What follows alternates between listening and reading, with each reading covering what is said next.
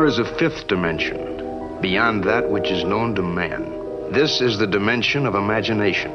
It is an area which we call the Twilight Zone.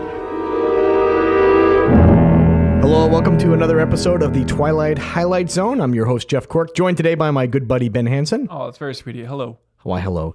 And as always, we are watching the entire run of the Twilight Zone from beginning to it has to end, right? Why are we doing this again? For fun. How many times have you regretted choosing to do this weird podcast? Never.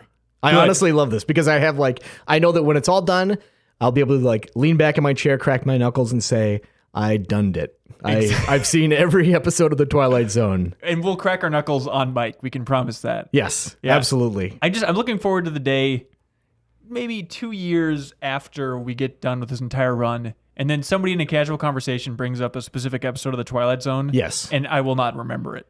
Yeah, and that's the day where I have to jump out the window. Because that's the whole reason I'm doing this, is so I can remember everything. Yeah, well, hopefully you'll remember how to do that best. You know, you'll have good jumping out the window form after having seen dozens of people do it on the Twilight Zone. Now you know the real reason why I'm watching the Twilight Zone is to learn how to jump out of a window. All right, in this episode, we're talking about episodes 21 through 25. Season 3. Of Season 3, exactly. And why don't I start it off with an episode called Kick the Can. All right. We start off in an old folks' home, and a guy is told, hey, your son's here to pick you up. And he runs over to the son, and they sit in the car, have an uncomfortable conversation where the son's actually not there to pick him up. It was kind of like a big fake out. The guy comes home dejectedly. There's young people outside playing the game Kick the Can. And the old guy reminisces about being young and how great that was. His curmudgeonly friend is like, we're old. It doesn't matter.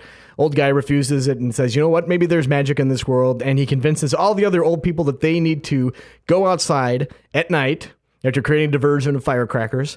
And they're going to play Kick the Can. And for some reason, he just knows that they're going to become young. He does it. They do. But unfortunately, the old guy who wasn't having any of it, he calls the cops.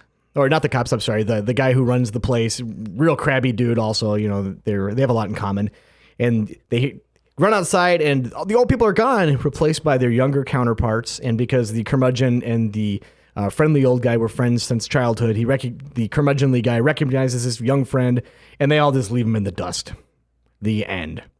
So are you 100% convinced that those kids were the old people gone back in time? Do you think they wanted it to be a little bit ambiguous? Because they're still like, oh, there's just kids here. We're going to go check around back. They're probably out by this pond over here. Mm-hmm. And then the kids never recognize it. There's no you didn't come with, sorry, type of thing when they're talking to the old guy.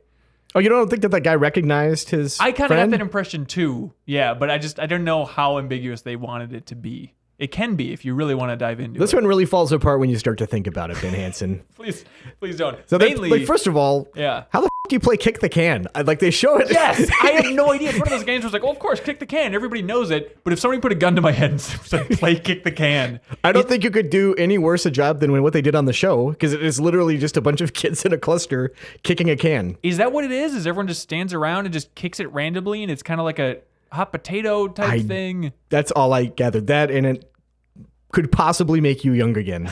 Also, they're really lucky that those kids happen to be playing a game right outside their old folks' home that they knew when they were a kid. It's not like some newfangled, hey, let's play with a hula hoop or something. All the old people are like, what is this nonsense? Yeah, make mine mumbly peg. But they do bring up, when they're talking about old games, they bring up Kick the Can. Then the old guy also mentions statues. Yes. You know what that is? I would imagine it has something to do with staying still. Is like a red light, green light, maybe? I don't know. Okay. There was also a callback to, remember Nick of Time? Yeah. When Hanson William Shatner and his girl, you could finish this thought. Bread and butter, the thing we talked about on the podcast. Yeah. I was like, what the heck is that? They brought it up as oh, come on, you don't believe in magic? You never did the bread and butter thing when you're holding hands and you walk in front of a pole? Yeah. You have to separate or whatever. That was weird. Yeah. So anyway, let's talk about the aftermath of this game of Kick the Can. Yeah. The kid looks at his buddy and then they just run off into the darkness, squealing with delight.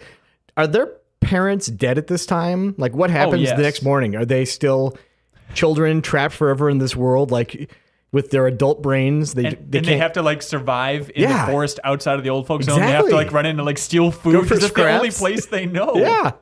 This is a good candidate for best potential sequel. Yep. For when the Franklins for season 3 roll around. Yeah. I think this could exist within the larger framework of the Twilight Zone. This could be the same flophouse old folks home where Static took place, if you think about it. Yeah, weird location. Yeah, except I guess they got young at the end of Static too, didn't they? Yeah. Yeah, there's the same structure for the whole thing. This is the kind of old folks home that's just not depressing at all. It's always funny to see old folks home on TV or in movies because it's like everyone is like 72, still pretty spry. They can walk around just fine. But if you go to a real old folks home, I don't know when the last time you were in one.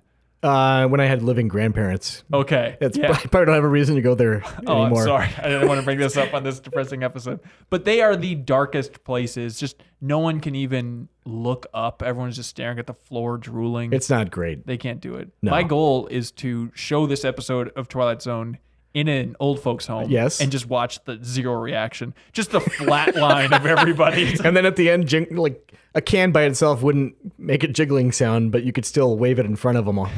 Yeah, just throw it at their feet repeatedly to see if they can age backwards. Tremendous jackass, I guess. This episode also was used in the Twilight Zone, the movie. Steven Spielberg directed a segment based on this. How well do you remember that movie? You bring it up a lot. I saw it a lot when I was a kid.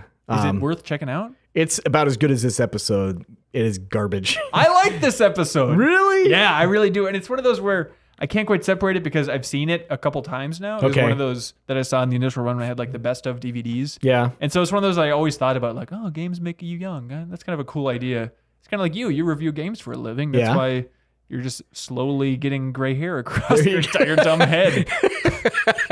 It reminds me of Night of the Meek. Maybe that's what it is. It's just like this I see. kind It's of too sweet. It's too syrupy and just seems like wish fulfillment without any real conflict, and then you just leave people hanging.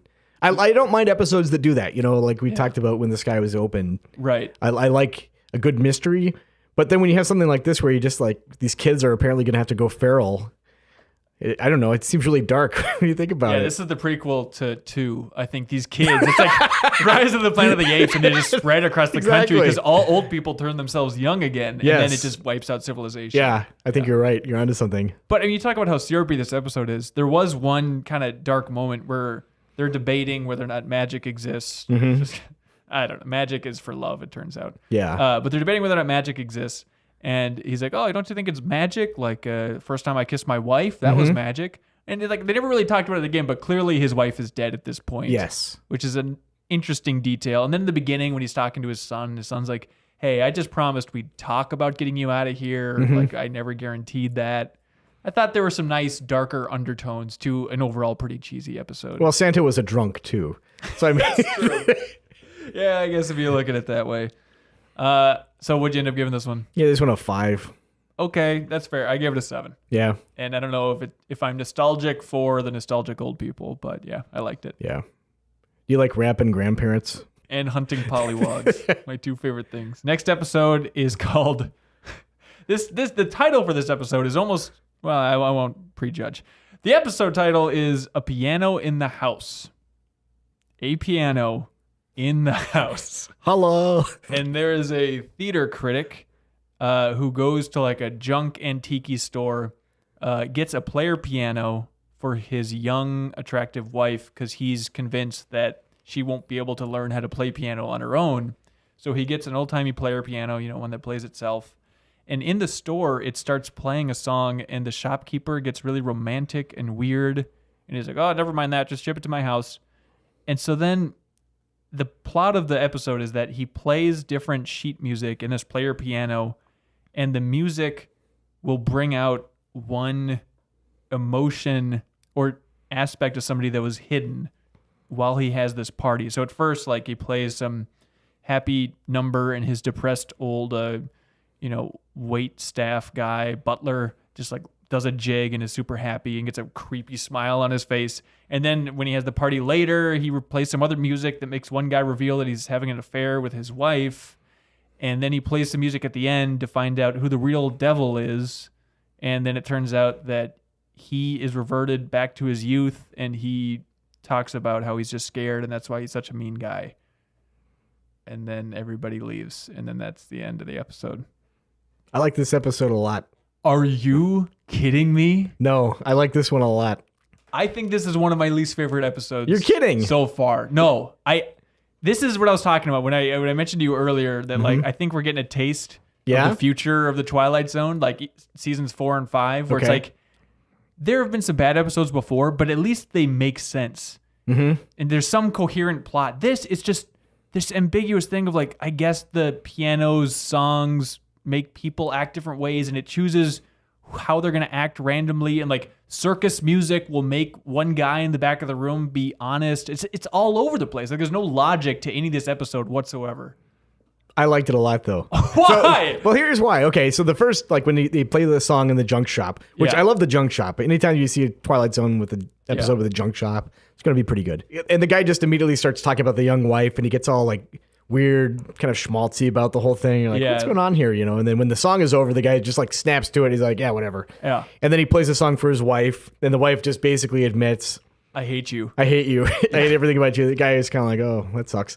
And then then the one guy you talked, and then the last act of just sheer cruelty, his overweight sister comes and he just completely humiliates her in front of everyone and makes her think she's like a ballerina, and she starts dancing. See, this is the part. Is like, I don't understand what was going on. What was it about that music that singled her out and turned her into a ballerina? So she's running around like a ballerina, like an idiot, and then everybody's laughing at her at the party. And then he does it again and convinces her that she's Tina, or like she has to do something. Because she else. mentions that she thinks of herself as this other character, kind Yeah, of. and so he makes her then do like stupid poses, and at that Yeah. point, everybody's just like grim, Boo. like, oh, what is going on? Yeah, here? exactly. And before that, though, she makes plenty of references to herself being super fat, just in case people weren't paying attention, Right. so that they can pay off that humiliation angle later. Like she's constantly like, "Oh boy, oh this guy is so attractive, I'd claw his wife's eyes out and sit on her, and then ooh, when's the cake coming?" and all this nonsense. Yeah, yeah. I think that made the moment once she like goes into that weird trance-like state. It felt really like uncomfortable to watch. And I think Yeah. her performance was really good. Okay, even though she was a ridiculous character to begin with, just because she. But I think that she was weight. overcompensating for that ridiculous character. That was as for that character, she was Yeah. playing a character. Right. Maybe I'm reading way too much into that episode, but I think you were really thinking about Yeah. a piano in the house. yeah. I have to say that character, the main character, the theater critic, was just as awful a person as the guy in One More Pallbearer. This guy is just loathsome person. And like at the very beginning, he's like so excited that he's found a fellow misanthrope, as he called it, you know, at the very, like the guy who runs Yeah. the junk shop hates Yeah. people as well. And he's just totally thrilled at that. Yeah, I guess. And they make him a critic too, which I He's think the is theater critic. boo. Yeah, and when he's like being honest at the end, when the piano makes him be honest and reveal himself as a scared little boy, which I thought was kind of an interesting touch. Yeah. And he talks about like the actor friend who he always purposely gave him negative reviews because he didn't like him. And that was the same guy that was sleeping with his wife, right? Yeah. Was that the idea? Is he assumed that this guy was sleeping with his wife? Yeah. Did you understand any shred of the piano logic, like how you aim it or how that crap worked? I think it's into whoever he was kind of focused his attention on at that moment was like the song. I So mean, he he- was like selecting songs. It looked like there was a reason behind it. So then what about the one where he's like, I'll bring out the devil in one of you, and then it was him? Well, had to be a tragic misfire. Yeah. I mean, he couldn't have used it on himself on purpose, you know. Yeah. So then everybody leaves the room as he's reverted to a young kid, and he's like, if Right. you leave me, I'm going to be very naughty. And then he starts Yeah. throwing things around the room and trashing it. Ruins a perfectly good piano player role in the process. It's true. I'm curious to see how much you like this episode. Are you? I am, because I really, really did not like this episode. Interesting.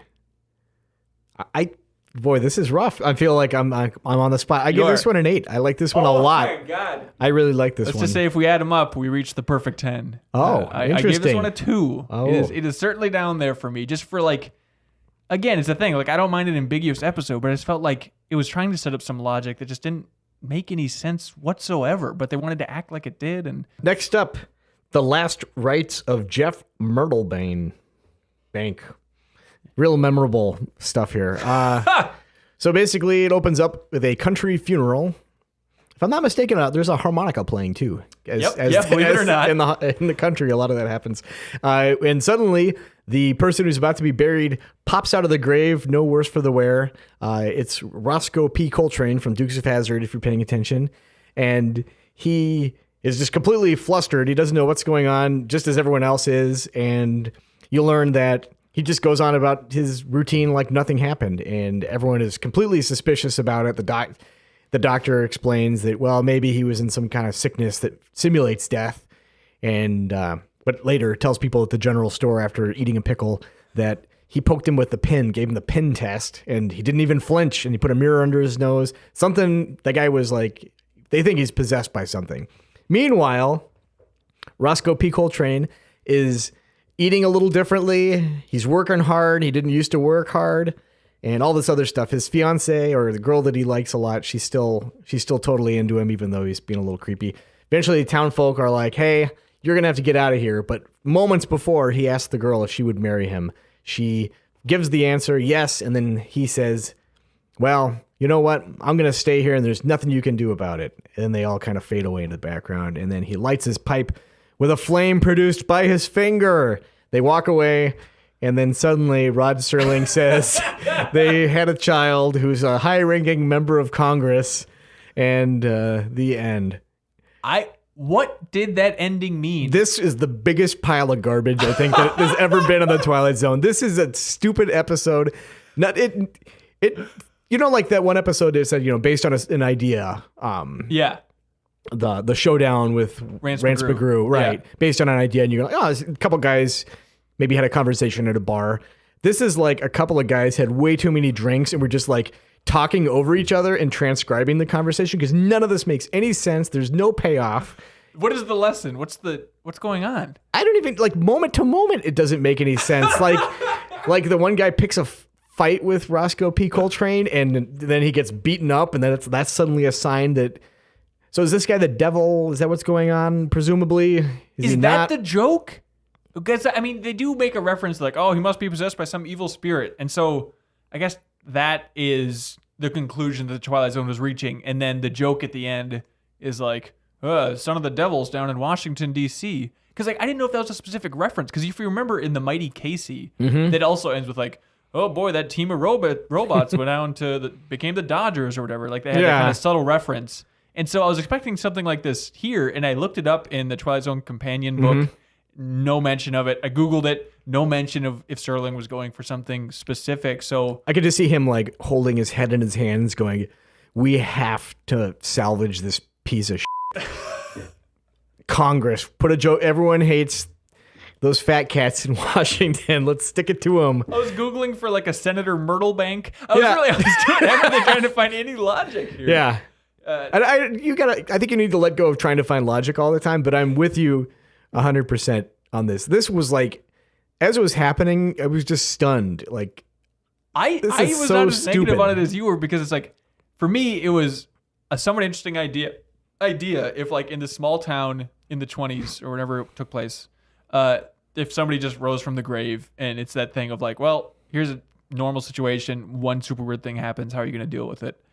But it was a super boring episode. Outside of that basic idea, and the idea of like, because of him coming back to life, it kind of reveals how every person in the town thought of him, because everybody's constantly expressing their opinions of him. Yeah. Like even before, during the funeral, everyone's like, well, he didn't go to church too much, but he wasn't down at the bar. He's a pretty good kid. And then like as it goes on, you find out what people really think of him. Yeah. The brother that beat him up and then got his ass kicked by him. And he's like, oh, he must be possessed. He sounds like he's from the Ring or something. Yeah. It just felt like an improv sketch that was just poorly done. You're like, okay, they were given a situation. What happens? Like you just outlined. Yeah. And then, all right, that took up 24 minutes. And then he lights his finger. Then he lights a pipe with his finger. Jesus. I did like it because there's a cool moment where his fiance was pretty freaked out. Like he came over with flowers.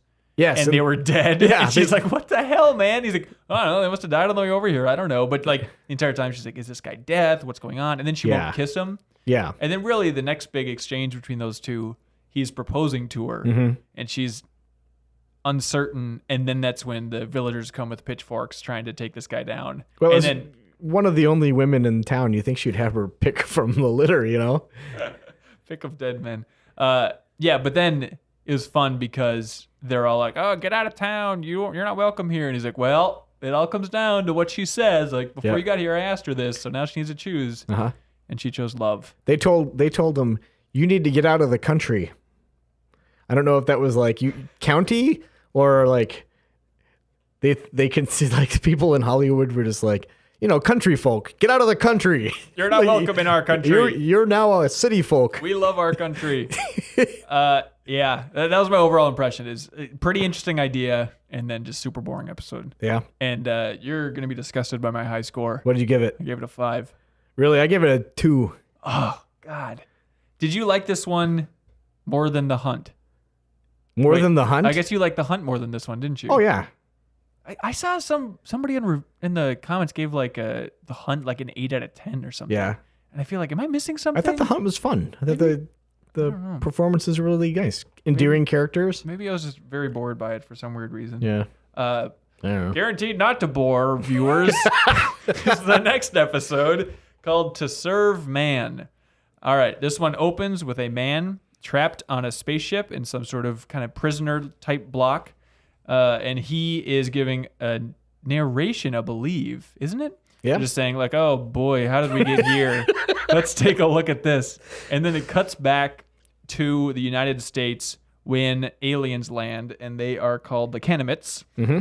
And they land, and they are like 9 feet tall. They have a very bulbous head, kind of Andre the Giant with like a giant alien head. It's a confusing look. They land, and the entire UN is bracing for them to be evil, and they aren't. They're super nice. They're like, hey, we'll help you grow your crops. We'll give you force fields so you guys don't bomb each other. We're going to completely change your world. And everyone's very skeptical the entire time. And they're walking around with a giant book, and they're constantly reading from this book, like giving their prescriptions for how they can fix everything that's wrong with the world.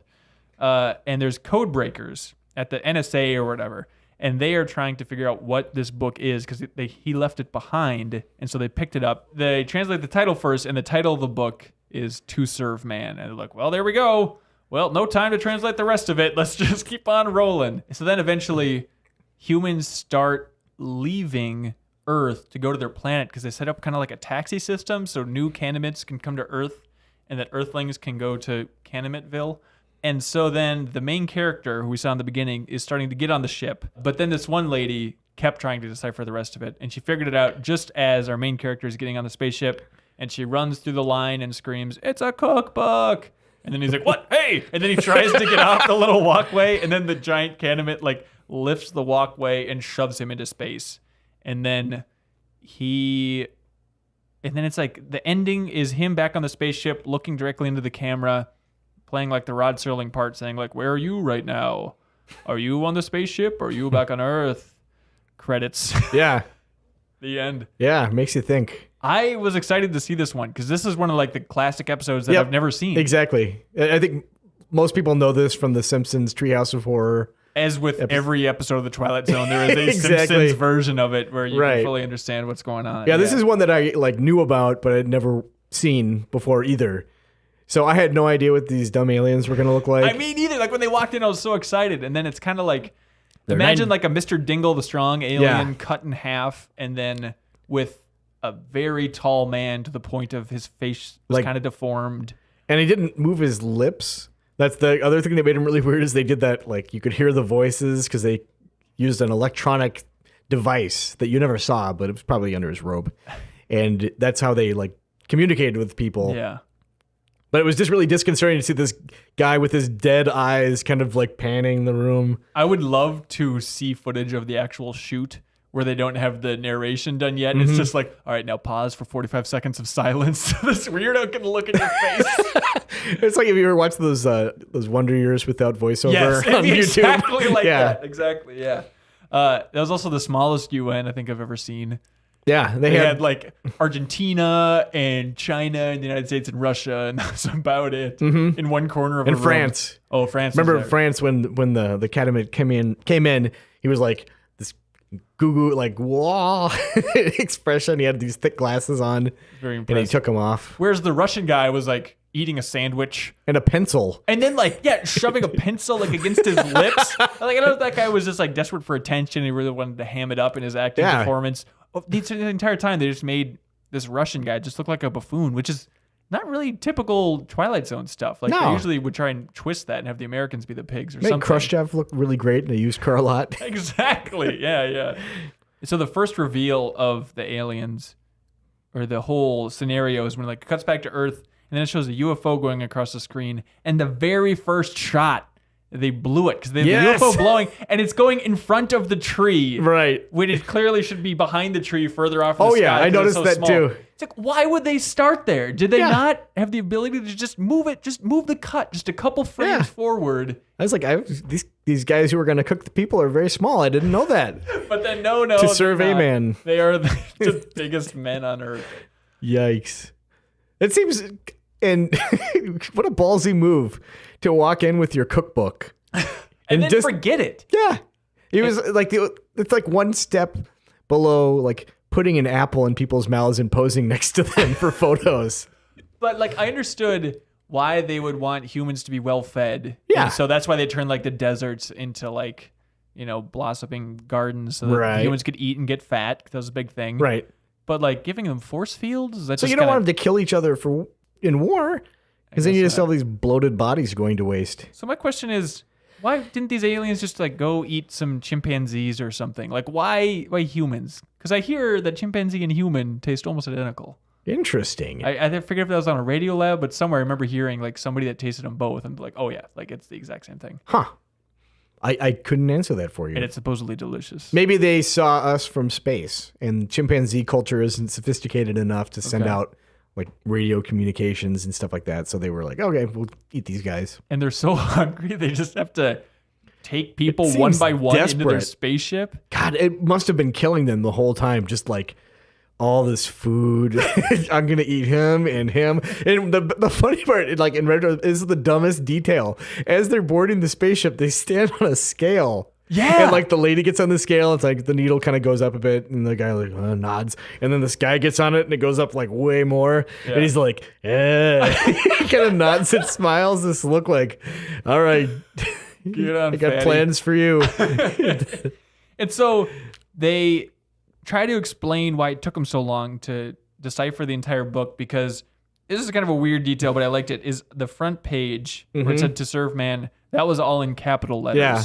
And they're well, just like our language, capital letters look different than lowercase. Yeah. And the rest of the book was in lowercase. Yeah. So we have no idea what it means. And the lack of an interplanetary Rosetta Stone probably made things difficult. Yeah, they really had a tough time. And the entire time, the government's kind of being crippled, or they talked about it a little bit. Oh, geez, you must be scared, Mr. Soldier, because these guys are just rendering you guys useless, and we're going to have world peace. Right. And then they said, when they're talking about how they're going to have world peace and we don't need militaries anymore, they said, the millennium. And then one girl's oh, it's so soon. And so I don't know if that they thought was code for world peace, or it was very confusing what they were talking about when they said the millennium. Right. It was a bread and butter moment. Yeah. I'll find out if that was code for the pristine future. This episode, I liked it. Obviously, I gave it an 8. Yeah. But it's definitely one of those that's a lot more fun than I think it is good. Yeah. Yeah. I gave it a 7, and I think it's one of those. It's like a joke. You know what I mean? Where you hear it the first time and you get a response, but I think every time you hear the joke afterwards, it's not as funny. Right. But if you went back and watched It's a Good Life, you would still really enjoy that. Yes, absolutely. Okay, cool. Next one, dude. Next one is The Fugitive. And it starts with a baseball game. Some little kids are playing baseball, and there's a little crippled girl, as they refer to her, named Jenny. She's got a brace on her leg. And they're trying to come up with a game. The girl disputes a call, and then suddenly it's old Ben's turn at bat. And he's an old guy who's just palling around with these kids. And totally cool.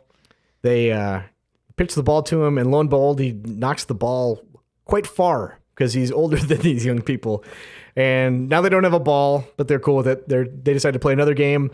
They're going to play Spaceman or Martian. And what they do is Ben is going to run away and pretend to be a Martian, and everyone else is going to pretend that they're on a vessel to exploring the planet, and they tell him, okay, you got to pretend like you're something real horrible, but not too horrible. And they're like, okay. So he just appears behind some shrubbery, and then he comes out, and he is shapeshifted into this B-movie looking Martian with this weird skin and antenna and all this other stuff.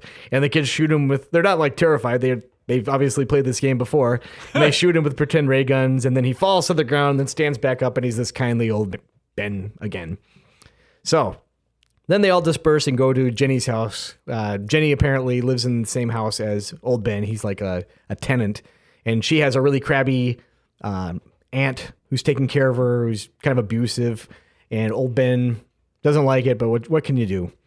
Then suddenly these guys are in pursuit of old Ben. And they go around and you figure out, well, he's a fugitive, hence the title. And they're trying to find him. And then Jenny's wondering what's going on. And Ben says, well, I'm kind of like a criminal, something happened and I'm on the lam. And lo and behold, then it's actually a double switcheroo. You find out, long story short, that old Ben is actually royalty on another planet. And his subjects are trying to get him back because they need their king back. And Jenny wants to go back with him because she has nothing to live for. He heals her leg. But she still has nothing to live for. She has nothing to live for because she has a crappy aunt. And they say... Jenny has an idea, though, and she whispers, and they leave him alone for a minute. And they come back. There are 2 Jennys. Old Ben makes himself look like Jenny, so then they have to take both of them back to his home planet. And you also see what he looks like, his true form, a handsome young prince. And then she became queen of. So she's going to be queen of Spaceland. The end. It's like the opposite of Third Rock from the Sun, where Tommy was actually the super old alien. And had to go back as the kid. It's kind of a creepy detail. So do you think he was attracted to Jenny that whole time? And it was weird to me that he was the same age and then they end up marrying each other, seeing the old man constantly hanging out with this young girl. He can turn himself into a fly and do anything, but to heal a leg, he needs some special spinning contraption. It was like one of those fans you get at a sporting event. Yeah. And then also the 2 agents that are trying to hunt him down, they use that to stun Jenny and then kill her. That's basically a detail that I skipped over because I was talking a whole lot. That's fine. They to lure Ben because he hides. Yeah. To lure him back, rather. They harm Jenny, so she's got this horrible fever, and then he has to come back to save her, which is springing a dark, trap. Strategy on their part. And he comes back and he's like, "Oh, come on, guys! Did you really have to hurt her?" Yeah. It's like if you're king and your subjects are killing your future wife to lure you back. It's that's a weird dark planet this dude's from. Yeah, well, at that point they didn't know that there was that romantic subplot. That's true. It was funny because Rod Serling, the episode ends with him on Jenny's bed. Yeah. And he pulls the thing. He's like, "Oh, she's in for a surprise when the aunt sees this." And he produces a glossy photograph of old Ben in his handsome young form. I understand that they couldn't just have a handwritten note from a girl. "Hi, I'm going away to another planet." That would satisfy the aunt. But can you imagine just seeing this glossy photograph from who knows where and then no context and then the girl's gone? How would that possibly Assuming the agents took her at that point. I don't know what else you'd jump to as a conclusion. Yeah. Also, when you talk about him hitting that baseball in the beginning, it was a pretty quick shot, but was it on fire? Was there were they trying to do a special effect where it was on I think fire? they were trying to do a special effect it was on fire. Okay. Yeah. It was so quick. It was is that what they were going for? And then it just kind of all moved on from there. I really like this episode. I liked it. Wow. I liked it a lot when you see the Martian costume, because you know what I mean. Yeah. Pops out for the first time. It was really fun because it was a really goofy looking, like I said, B-movie style monster. Maybe that's what Martians actually look like in this world, because he makes it clear that he's not from Mars. Because when he says that I'm from an alien planet, she's like, "Oh, Mars?" He's like, "Nope." You've never heard of it. Yeah, which is I like that. Yeah, that's exactly. A cool touch. I was really confused by the end of this episode when he's like, "Hey, could you two step out for a moment?" And they're like, "All right, you promise you won't run away?" He's like, "I promise. Just give me 1 minute. I'm not going to go anywhere." Right. And they left the room, and then the aunt and somebody else was frozen out in the living room. They couldn't move. And I thought that the twist was going to be that he said, "Give me 1 minute. I promise no more than that." And that he then froze time so that the minute wouldn't work. But did they ever explain why the aunt was frozen out there? I would imagine it's just so we can take care of business, space business kind of thing. I don't know. Business. All right. But then they went back in. Yeah, and it was the twist of, who is it? You have to take both of us or none of us. Yeah. At that point, they should have produced space lasers and just shot them all and said, "You know what? Take the throne. The rules of succession. I'm the new king." Enough of you fleeing your planet to It's go absurd. play baseball. It's kind of a similar dynamic as One for the Angels, I guess, where it's just the old guy that gets along with kids really well and is constantly joking around with them. But this was probably more interesting than One for the Angels. Absolutely. Yeah. I wasn't quite as hot on it as you are. I ended up giving it a 5. Really? Yeah. Again, this is an episode where we have differing opinions, which is good. That's why both of us talk, right? I gave this one an 8. I thought it was really fun. Holy cow. Yeah. I thought it was interesting and it was like touching without being super like over emotional. Uh-huh. Did the handicap angle really get to you? No. Okay. I thought it was really fun. Yeah. I thought that the relationship was sweet without being creepy or anything like that, which I think is very important. Yeah. Yeah. I like this episode a lot. Okay. Yeah. In retrospect, maybe it was a little bit nicer than I painted it, but yeah, I think struck me as a pretty average episode. Yeah. I think a lot of times it's easy to be cynical about things. I think you could be critical. That's certainly our jobs here, which we take very seriously. But we take it most seriously when it comes to a stupid piano in a stupid house. Yeah. A piano in the house. God, I got to look into that one a little bit more because I thought that was complete garbage, and I want to make sure I'm not insane. So we'll look forward to seasons 4 and 5 and see which direction we're going. Because everybody says it's downhill. It's going to be like a chair in the basement, tree in the yard. There's one episode that's just going to be called F It. I hope it's an hour-long one, too. That'll be great. God. Do you have a theory or strategy on how you want to approach those, by the way? Do you still want to do 5 and just try to blow through it? Woof. Yeah, let's do that. You think so? No. Because, I'm guessing even though they're an hour long, the plots aren't going to be too much more dense than they are now, Yeah. Let's do blocks of 3. Blocks of 3? Yeah, that seems reasonable. Okay. Good compromise? We'll find a good division point or something once we know the total of that season. But. Excellent. See, you guys are privy to all these high-level discussions. You should be proud of yourselves.